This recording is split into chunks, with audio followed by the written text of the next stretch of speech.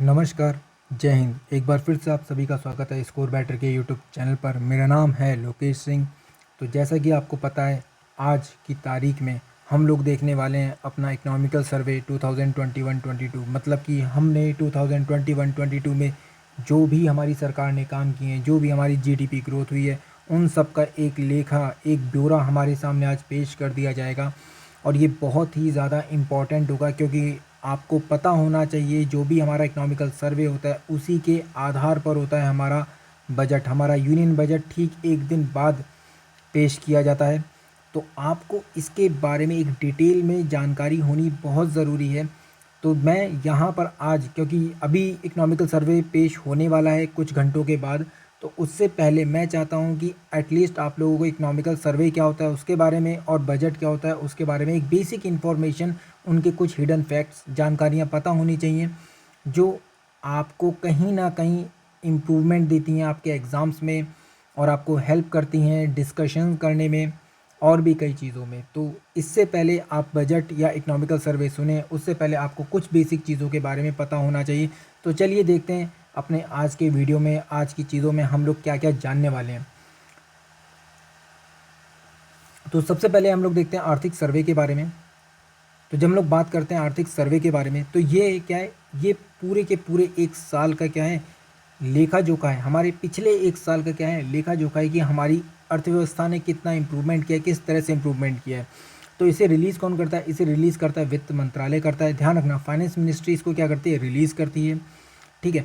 Then मैंने जैसा कि आपको बताया, पिछले एक साल का मतलब जो लास्ट ईयर हमारा जो बीता है, उस पूरे साल में हमारी क्या स्थिति थी, हमारी अर्थव्यवस्था ने, हमारी इकनॉमी ने कौन कौन से इश्यूज़ फेस किए, कौन कौन से टारगेट्स को अचीव किया, उन सारी चीज़ों को हम लोग यहाँ पे क्या करते हैं, नोटिस करते हैं। उन सब का लेखा जोखा हम लोग यहाँ पे क्या करते हैं, प्रेजेंट करते हैं। ठीक है। तो आई होप आपको ये चीज़ समझ में आ गई होगी कि हम लोग आर्थिक सर्वे या इकोनॉमिकल सर्वे हमारा होता है तो वो किस लिए होता है, क्या उसकी सबसे मेन रिक्वायरमेंट है। तो इसी आर्थिक सर्वे, इकोनॉमिकल जो हमारा सर्वे है, इसमें हम लोग क्या करते हैं, हर एक चीज़ को बताने की कोशिश करते हैं। ये जानते हैं कि फ्यूचर में हमारे पास कौन कौन से टारगेट्स आएंगे या फ्यूचर में हम लोगों को कौन कौन सी चीज़ों के साथ डील करना है, ये भी हम लोग यहाँ पे क्या करते हैं, नोटिस करते हैं। तो इसे पेश कौन करता है? तो सबसे पहले आपको ये जानना बहुत ज़रूरी है। तो इसे जो पेश करता है वो कौन होता है? चीफ इकोनॉमिकल एडवाइज़र होता है। कौन होता है? चीफ इकोनॉमिकल एडवाइज़र होता है, मुख्य आर्थिक सलाहकार होता है। ठीक है। इसके द्वारा आर्थिक सर्वे पेश किया जाता है, इकोनॉमिकल सर्वे प्रेजेंट किया जाता है। बहुत इंपॉर्टेंट चीज़ पता होना चाहिए। इस वक्त प्रेजेंट में कौन है, आपको ये भी पता होना चाहिए। तो ये हैं डॉक्टर वी अनंत नागेश्वरन। ध्यान रखना। तो ये इनकी फ़ोटो है, आप लोग याद रख सकते हैं। सॉरी, आज आपको इनका फेस देखने को भी मिल जाएगा जब आप लोग अपनी टीवी स्क्रीन ऑन करेंगे। तो ये शायद पेश करते हैं 3 साढ़े 3 बजे के बाद, ये पेश करेंगे, तो उस समय पर आप अपने टीवी पर इनको देख सकते हैं। तो पहला जो आर्थिक सर्वे पेश किया गया था वो 1950-51 में पेश किया गया था। ठीक है। 1964 तक जो हमारा बजट पेश होता था उसी के साथ जो इकोनॉमिकल सर्वे होता था उसको पेश किया जाता था। कब तक? 1964 तक जो भी इकोनॉमिकल सर्वे होता था वो बजट के साथ ही पेश होता था। 1964 के बाद से ये क्या कर दिया गया, बजट को इससे अलग कर दिया गया और इकोनॉमिकल सर्वे को अलग कर दिया गया। तो तब से क्या होने लगा, इकोनॉमिकल सर्वे एक दिन पहले आता है और बजट उसके एक दिन बाद आता है। चलिए, तो ये चीज़ आपको पता होनी चाहिए। देखो, ये हिडन फैक्ट्स होते हैं जो कहीं न कहीं आपके चीज़ों में इम्प्रूवमेंट लेकर आते हैं। कई बार इंटरव्यू में जब बातें होती हैं, पूछा जाता है, तब आपको पता होना चाहिए, या कई बार ग्रुप डिस्कशंस होते हैं तो उनमें आपको ऐसी चीज़ों को पता होना चाहिए। ठीक है। तो चलिए देखते हैं। देखो, आर्थिक सर्वे जो है हमारा, मतलब इकोनॉमिकल सर्वे जो है हमारा, वो कितना, वो 2 पार्ट में बँटा हुआ है। ध्यान रखना। क्या इकोनॉमिकल सर्वे हमारा कितना, 2 पार्ट में बँटा हुआ है। अब ये 2 पार्ट कौन-कौन से होते हैं? एक है जिसमें हम लोग क्या करते हैं, अपनी अर्थव्यवस्था में आने वाली चुनौतियों, ठीक है, उनका अनुसंधान करते हैं, उनका विश्लेषण करते हैं। ठीक है, उसको देखते हैं कि आखिर भैया उसमें क्या-क्या चीज़ें आ सकती हैं, आने वाले टाइम पर हम लोग किन-किन इश्यूज़ को फेस करेंगे, कौन-कौन से हमारे सामने टारगेट्स होंगे, कौन-कौन से एडवेंचर्स हमें देखने को मिल सकते हैं हमारी अर्थव्यवस्था में, वो सारी चीज़ों को हम लोग यहाँ पे देखते हैं। ठीक है। देन वॉल्यूम 2 जो होता है उसमें क्या होता है, अर्थव्यवस्था की सभी प्रमुख क्षेत्रों को कवर करने की कोशिश की जाती है और वित्त वर्ष में अधिक से अधिक विस्तृत समीक्षा की जाती है। तो मेनली आप लोग जब देखते हो ना, या जब भी आप लोगों ने देखा होगा, टीचर्स आप लोगों को जो भी चीज़ें पढ़ाते हैं या आर्थिक सर्वे के बारे में जितनी भी डिटेल्स दी जाती है, वो ज़्यादातर एक्चुअल में वॉल्यूम 2 से ही निकाल कर दी जाती है। वॉल्यूम 2 में ही आप लोगों ने देखा कई बार ग्राफ के थ्रू या इमेजेस के थ्रू आप लोगों को समझा देते हैं हम लोग आसानी से हर एक चीज़ को, तो एक्चुअल में ज़्यादातर चीज़ें हमको यहीं से मिलती हैं। ठीक है, तो यहाँ पे तो एक तरह का डिस्कशन होता है कि भैया हमें कौन कौन से आगे आने वाली हमारी इकोनॉमी में कौन कौन से एडवेंचर्स होने वाले हैं, ठीक है, क्या क्या चीज़ों को हम लोग फेस करेंगे, कौन कौन से इश्यूज़ हमारे सामने आने वाले हैं, वो सारी चीज़ें हम लोग देखते हैं। और यहाँ पे हम लोग एक विस्तृत समीक्षा देखते हैं, उसकी कंप्लीट एक एनालिसिस देखते हैं। ठीक है, तो चलिए ये चीज़ फाइनली आपको पता चल गई है, तो हम लोग यहाँ पर मेन जो हमारा एक ऑब्जेक्टिव है इकोनॉमिकल सर्वे को लेकर, आप ध्यान से समझ लो। इकोनॉमिकल सर्वे के थ्रू हम लोग से एक जो मेन फोकस होता है वो ये कि फ्यूचर में होने वाली बातों को हम लोग ध्यान में रखें। ठीक है, हमारे पास कौन कौन से ऐसे टारगेट हैं जिनको हमको अचीव करना है, उनको हम लोग क्या करें, नोटिस करें। इन सब चीज़ों को ध्यान में रखते हुए हम लोग क्या करते हैं, इकोनॉमिकल सर्वे को स्टडी करते हैं। ध्यान रखना, जब भी आप अपने घर का बजट बनाते हो तो आप देखते हो ना कि पिछले महीने आपने कितना खर्चा किया, कहाँ खर्चा किया, ठीक है, क्यों इतने खर्चे हो गए, उन सब चीज़ों को स्टडी करते हो ताकि आप नेक्स्ट मंथ क्या कर सको, थोड़ा सा अच्छा कर पाओ, अपने घर का बजट क्या कर सको, बेहतर बना पाओ। तो वही चीज़ बिल्कुल यहाँ पर इकोनॉमिकल सर्वे करता है हमारे यूनियन बजट के लिए। तो इसीलिए हमारे लिए इकोनॉमिकल सर्वे का जानना बहुत ज़्यादा ज़रूरी हो जाता है। नेक्स्ट हम लोग देखते हैं यहाँ पे अपना क्या, annual financial statement. Annual financial statement बोले तो वार्षिक वित्तीय वितरण, और सीधी भाषा में बोला जाए तो हमारा बजट। हमारा क्या, बजट। तो बजट शब्द एक्चुअल में क्या होता है, फ्रेंच के एक बजट शब्द से निकल। देखो ये एक बेसिक इन्फॉर्मेशन है, अगर मैं इन बेसिक इन्फॉर्मेशन में घुसने की कोशिश करूँ तो बात कुछ और निकल जाएगी। फिर वो होगा कि कंप्लीटली बजट को वो किया जाए, एकदम भुना जाए और सब कुछ बताया जाए, कहाँ से शुरुआत हुई, कैसे हुई, फ्रांस की कहानियाँ, वो सब हम लोग नहीं जानेंगे। हमको सिर्फ इतना जानना है कि हाँ भाई, फ्रांस एक फ्रेंच वर्ड से हुआ है जिसका नाम है बजट, वहाँ से आया, जिसका एक मतलब होता है क्या, ब्रीफ केस। ब्रीफ केस मतलब चमड़े का एक बैग था जिसे ब्रीफ केस कहा जाता था, उसके लिए ये वर्ड यूज़ होता था। बट आज के टाइम पर ऐसा नहीं होता। अब क्या होता है, एक मोटी सी डायरी टाइप की होती है, एक बुक होती है रेड कलर की, उसके अंदर हम लोग लपेट के लिए आते हैं, ठीक है, बजट को अपने लाल कपड़े में, और उसके ऊपर अशोक स्तंभ होता है। आपने देखा होगा निर्मला सीतारमण जी के हाथ में, ठीक है। और आज के टाइम पर तो अब ये पेपरलेस बजट का टाइम हो गया। 2020 में हम लोगों ने पहला अपना पेपरलेस बजट प्रेजेंट किया था। ध्यान रखना, ये चीज़ एक फैक्ट है, आपको पता होनी चाहिए। तो उन्होंने टैब के थ्रू पूरा का पूरा बजट पढ़ा था, ठीक है। चलिए तो देखते हैं फाइनली अपने बजट को। तो सबसे बड़ी इंपॉर्टेंट चीज़, हमारे संविधान में भी कहीं पर भी बजट शब्द का इस्तेमाल नहीं हुआ है। ध्यान रखना, हमारे संविधान में कहीं पर भी बजट शब्द का इस्तेमाल नहीं हुआ है। हमारे कॉन्स्टिट्यूशन में जो वर्ड यूज़ हुआ है वो हुआ है एनुअल फाइनेंशियल स्टेटमेंट। कौन सा वर्ड यूज़ है, एनुअल फाइनेंशियल स्टेटमेंट। और आर्टिकल कौन सा है, आर्टिकल है 112। ध्यान रखना, आर्टिकल कौन सा है, 112 हमारा आर्टिकल है एनुअल फाइनेंशियल स्टेटमेंट। तो कभी भी आपसे कोई पूछे तो आपको पता होना चाहिए हमारा एनुअल फाइनेंशियल स्टेटमेंट कहाँ पे बताया गया, आर्टिकल 112 में बताया गया। बजट शब्द हम लोग यूज़ करते हैं वो नॉर्मल आम बोलचाल की भाषा में यूज़ करते हैं हम लोग, बट हम लोगों के लिए जो वर्ड है एक्चुअल में कॉन्स्टिट्यूशनली जो वर्ड दिया गया वो वार्षिक वित्तीय बजट दिया गया है, एनुअल फाइनेंशियल स्टेटमेंट दिया गया है, ठीक है। तो अब इसके अकॉर्डिंग आर्टिकल 112 के अकॉर्डिंग भी क्या है, किसी भी एक वित्त वर्ष में, किसी भी एक फाइनेंशियल ईयर में, ठीक है, सेंट्रल गवर्नमेंट का जो भी फाइनेंशियल ब्योरा होता है ना, उसको हम लोग क्या कहते हैं, सेंट्रल बजट कहते हैं या संघीय बजट कहते हैं, ठीक है। वो हमारा क्या है, सेंट्रल गवर्नमेंट का एक क्या है, बजट है। जो भी हमारा फाइनेंशियल ब्योरा है, पूरा का पूरा वित्तीय ब्योरा है, उसको हम लोग क्या कहेंगे, एक बजट के रूप में देखते हैं, ठीक है। हमने कितने खर्चे की करने हैं, हाँ ठीक है, कितना खर्चा हमारा होगा और कितना हम लोग इनकम जनरेट करेंगे, उन सब चीज़ों को, मतलब कि हमारा जितना भी रेवेन्यू होगा, ठीक है, उसकी चार उस बारे में जितनी भी इंफॉर्मेशन होती है वो यहाँ पर आपके साथ शेयर की जाती है, ठीक है। और ये बजट डिसाइड कब से कब तक के लिए होता है, तो ये 1 अप्रैल से लेकर 31 मार्च तक के लिए होता है। 31 मार्च मतलब आने वाला साल, जो नेक्स्ट ईयर आएगा, इस साल से लेकर नेक्स्ट ईयर तक के टाइम के लिए होता है, ठीक है। तो वित्त वर्ष में केंद्र सरकार की अनुमानित प्राप्तियों, मतलब राजस्व व अन्य प्राप्तियां और खर्चे, ठीक है, मतलब जो भी हमारा, जहाँ से हम लोग क्या करें, इनकम कर रहे हैं और कहाँ हमारा खर्च हो रहा है, तो ये दोनों चीज़ों को यहाँ पे क्या किया जाता है, इसको नोट डाउन किया जाता है बजट में। ध्यान रखना, क्या, जितने भी हम लोग क्या करेंगे, खर्चे करेंगे और जितनी भी हमारी इनकम होगी, भाई बजट आप किस आधार पे बनाओगे कि आपकी जेब में कितना पैसा आएगा, उसी हिसाब से आप बनाओगे ना बजट। ऐसा तो है नहीं है कि आप अपनी मर्जी से बजट बना सकते हो, नहीं कर सकते ना, ठीक है। और इसी आधार पर हम लोग क्या करते हैं, इसी आधार पर हम लोग लोन भी ले सकते हैं खर्चे में। आपको पता है ना, गवर्नमेंट क्या करती है कई बार, दूसरे देशों से क्या करती है, लोन लेती, पैसा लेती, तो वो भी इसी आधार पर ले पाएगी भैया हमारे कितने खर्चे हो रहे हैं, कैसे हो रहे हैं, कहाँ हो रहे हैं, ठीक है, जिसे हम लोग राजस्व घाटा बोलते हैं। चलिए तो नेक्स्ट देखते हैं। तो स्वतंत्र भारत का पहला बजट, तो देखो ये चीज़ एकदम बेसिक है, षणमुखम शेट्टी जी के द्वारा इसे पेश किया गया था। ये 26 नवंबर 1947 में आया था, ठीक है। कब आया था? 26 नवंबर 1947 में इनके द्वारा पेश किया गया था, ठीक है। इसमें एक्चुअल में इन्होंने टैक्स को लेकर कोई बात नहीं की थी, इसमें मूल रूप से जो थी वो हमारी अर्थव्यवस्था की समीक्षा थी। और मैंने आपको बताया 1964 से पहले, कब? 1964 से पहले जो भी हमारा बजट और आर्थिक समीक्षा थी वो एक साथ ही आती थी, तो इसीलिए यहाँ पे क्या आर्थिक समीक्षा थी और बजट से रिलेटेड जो टैक्स को लेकर बात थी वो यहाँ पर लगभग लगभग नहीं थी, ठीक है।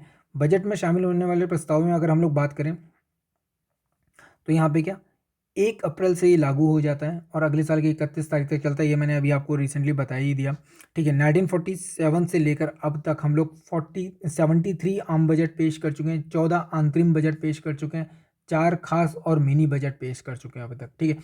अंतरिम बजट जब आपको पता है कि हाँ भाई अब 5 साल पूरे हो रहे होते हैं और सरकार क्या हो रही होती है, या तो सरकार का कार्यकाल जब खत्म हो रहा होता है तो वो एक शॉर्ट टर्म के लिए अपना बजट पेश करती है, उससे हम लोग अंतरिम बजट कहते हैं, ठीक है। उस अंतरिम बजट से भी अंदाज़ा लगा दिया जाता है कि अब जल्दी ही क्या होने वाले हैं, इलेक्शंस होने वाले हैं, ठीक है।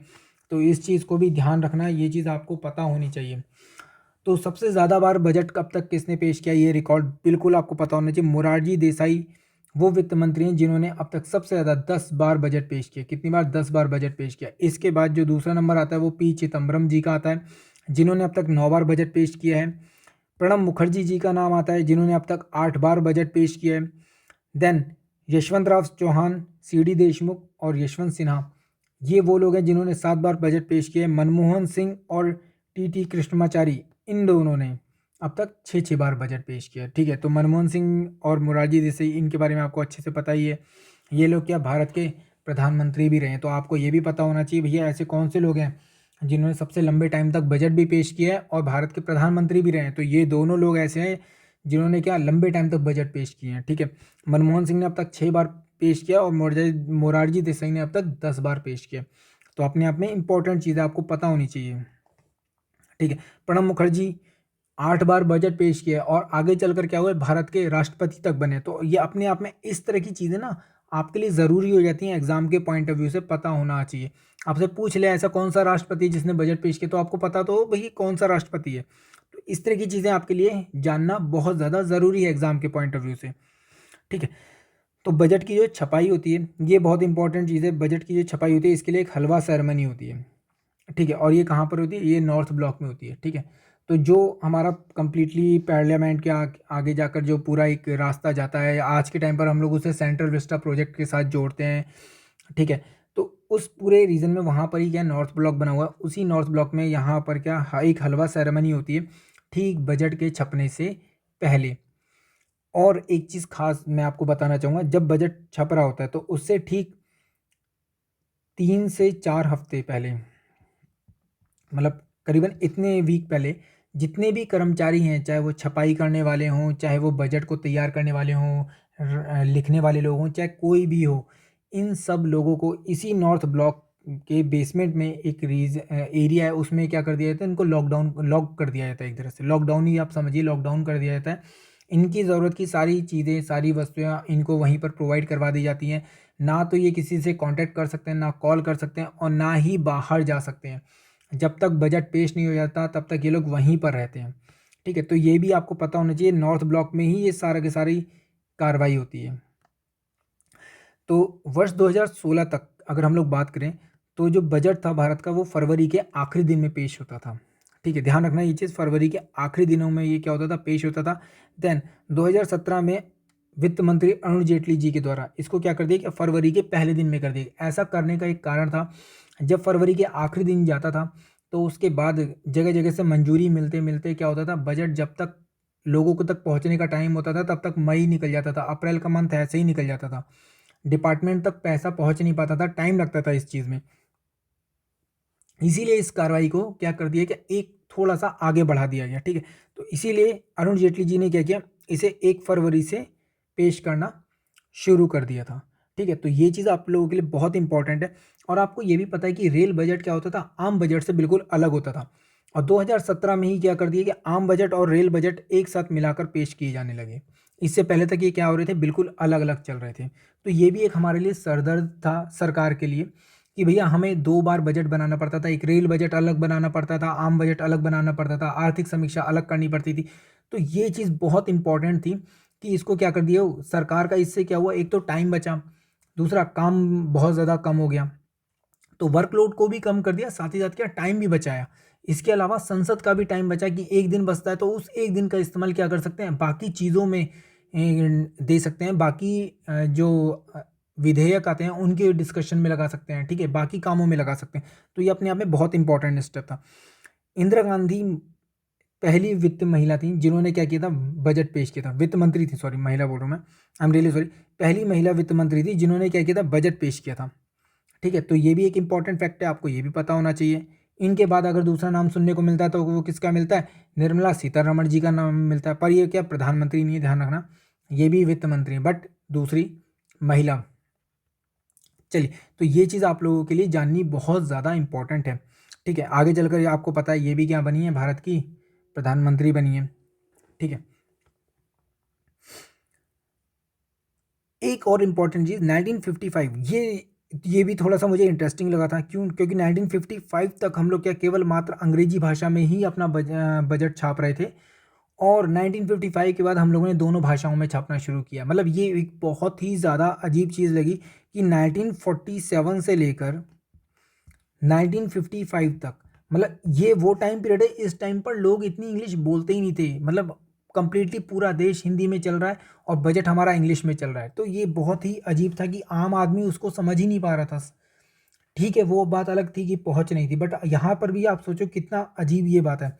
ठीक है, चलिए, तो यहाँ पे देखते हैं सबसे बड़ा अब तक का जो भाषण है बजट का वो किसने पेश किया। तो अब तक का सबसे बड़ा जो बजट भाषण है वो निर्मला सीतारमण जी के द्वारा 2020 के बजट में पेश किया। जो इसके बारे में भी मैंने बात की थी कि ये पेपरलेस बजट था। ठीक है, ये क्या था, एक पेपरलेस बजट था। बट इससे पहले केंद्र सरकार से पहले खुद आंध्र प्रदेश सरकार ने, ध्यान रखना किसने, आंध्र प्रदेश और असम, ठीक है, असम, ये दो ऐसे राज्य हैं जिन्होंने ऑलरेडी पहले ही क्या कर रखा है, पेपरलेस बजट अपना शुरू कर रखा है। केंद्र सरकार से 2 से 3 साल पहले से इन्होंने ये काम शुरू कर दिया था। तो ये भी अपने आप में जानने वाली बात है, आपको पता होना चाहिए ऐसे कौन से राज्य थे जिन्होंने केंद्र सरकार से पहले ही इस चीज़ को शुरू कर दिया था। तो वो आंध्र प्रदेश और असम थे। तो यहाँ पर ये टैबलेट के थ्रू इन्होंने अपना बजट का भाषण दिया था, और आपको इसके बारे में अच्छे से पता होना चाहिए। ये सबसे बड़ा अब तक का सबसे लंबा बजट भाषण था, जो कि करीबन 2 घंटे 40 मिनट का था। देन अब तक का सबसे छोटा भाषण, ये भी बड़ी इंटरेस्टिंग चीज़ है, आपको पता होनी चाहिए, 1977 का अंतरिम बजट, जो केवल और केवल मात्र कितने शब्दों का था, 800 शब्द का था। कितना, 800 वर्ड्स का था। और ये किसने किया था, एच.एम. पटेल के द्वारा। ध्यान रखिएगा, किसके द्वारा, एच.एम. पटेल के द्वारा 1977 का। बजट पेश करने के वक्त में बदलाव जो हुआ है वो चीज़ भी आपको पता होनी चाहिए। 1999 से पहले ये चीज़ शायद हो सकता है आप लोगों ने न्यूज़ में सुना होगा, कई बार इसको लेकर कंट्रोवर्सी तक हुई है। आम बजट को पेश किया जाता था शाम को 5 बजे। तो ये एक तरह से अगर आप देखो तो ये कहीं ना कहीं गुलामी का प्रतीक था। ये एक तरह से क्या था, हमारी गुलामी का प्रतीक था। 1999 में जसवंत सिंह ने क्या किया, इस टाइम को बदला है और इसे सुबह 11 बजे किया है। क्या किया, सुबह 11 बजे किया। 5 बजे क्यों, क्योंकि इसी टाइम पर क्या, अगर हम लोग बात करें इंग्लैंड में, तो इंग्लैंड में इस टाइम पर क्या हो रहा था, सुबह के 11 बज रहे होते थे। ये एक सबसे अजीब बात लगी मुझे, क्योंकि इंग्लैंड में इस टाइम पर सुबह के 11 बज रहे होते थे, इसीलिए इंडिया में शाम को 5 बजे पेश किया जाए। तो ये बहुत ही अजीब बात थी। ये कहीं ना कहीं एक तरह से गुलामी का प्रतीक था हमारी। ठीक है, कि हम लोग कभी अंग्रेजों के गुलाम थे, ये चीज़ दिखाता था। तो कहीं ना कहीं आज हम लोग आज़ाद हो चुके हैं, तो आज हमें अपनी विचारधारा को भी आज़ाद कर देना चाहिए। तो इसीलिए यहाँ पे जसवंत सिंह जी ने क्या किया कि बजट के टाइम को चेंज किया और सुबह 11 बजे कर दिया। तो ये अपने आप में बड़ी इंपॉर्टेंट और इंटरेस्टिंग चीज़ें थी, आपको पता होनी चाहिए ये सारी बातें अपने बजट के बारे में। अगर आपको ये वीडियो पसंद आया है, इंटरेस्टिंग लगा है, तो प्लीज़ चैनल को लाइक और सब्सक्राइब कीजिए और हमको बताइए हम और कौन से टॉपिक्स पे वीडियो बनाएं। शेयर ज़रूर कीजिए। अगर आपको इन्फॉर्मेशन पसंद आई तो प्लीज़ मैं हाथ जोड़ के आप सभी से विनती करूँगा, प्लीज़ सब्सक्राइब ज़रूर कीजिए ताकि हमारे भी नंबर, जो छोटे से सब्सक्राइबर नंबर हैं, वो बढ़ सकें। तो जैसा कि आपको पता है, आप हमारी वेबसाइट पे जाकर भी बहुत सारे आर्टिकल्स पढ़ सकते हैं। मैं बजट के और आर्थिक जो इकोनॉमिकल सर्वे है, आर्थिक सर्वे है, उसकी भी जानकारी अपनी वेबसाइट पे डाल दूँगा। आप वहाँ पे जाकर वो सारी इन्फॉर्मेशन पढ़ सकते हैं। आप टेलीग्राम ग्रुप पर जाकर भी हमें फॉलो कर सकते हैं। स्कोर बैटर सर्च कीजिए, आपको मेरी फ़ोटो दिखेगी, आप वहाँ पे जाकर हमारे ग्रुप को फॉलो कर लीजिए। वहाँ पे हम लोग हर एक डिटेल को शेयर करते रहेंगे आपके साथ। हमारी वेबसाइट आप अपने मोबाइल में बुकमार्क कर लीजिए। हमारा एक ही ऑब्जेक्टिव है कि आपका स्कोर जितना बेहतर होगा, आपका फ्यूचर भी उतना बेहतर होगा। तो बेटर स्कोर, बेटर फ्यूचर। जय हिंद, धन्यवाद।